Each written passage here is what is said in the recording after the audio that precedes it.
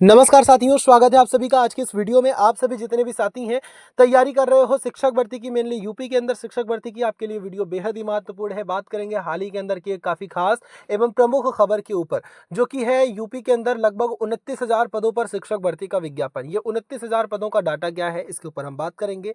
High court से किस प्रकार से इस बार सीधी भर्ती आएगी, इस पर हम विज्ञापन, इस पर हम चर्चा करेंगे। और हाई कोर्ट से शिक्षक भर्ती का क्या लेना देना है, सारी बातों पर हम चर्चा करेंगे। टीजीटी पीजीटी परीक्षा फिर टली, कब परीक्षा थी और अब कब होगी, इस पर भी हम बात करेंगे। सारी बातें प्रॉपर तरीके से करेंगे। आपको काफ़ी कंफ्यूजन होगा, इन कंफ्यूजन्स को भी दूर करेंगे। जो भी साथी नए जुड़े हैं, अभी तक आपने चैनल को सब्सक्राइब नहीं किया है, सब्सक्राइब कर बेल आइकन को प्रेस कर लें।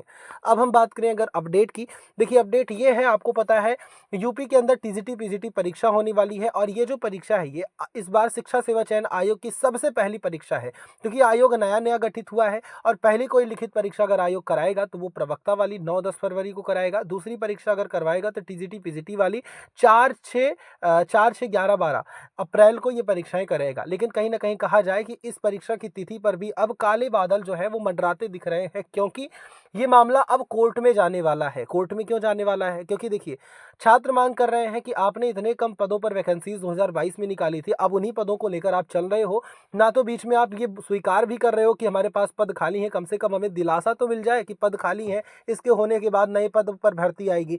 छात्र लगातार एक डाटा लेकर चल रहे हैं, जो कि लगभग 25,000 पदों का डाटा है कि 25,000 पद तो ऐसे डायरेक्टली रिक्त हैं, फिर आप कैसे भर्ती नहीं निकाल रहे हो। ये सारी बातों को लेकर छात्र अब जाने वाले हैं हाई कोर्ट।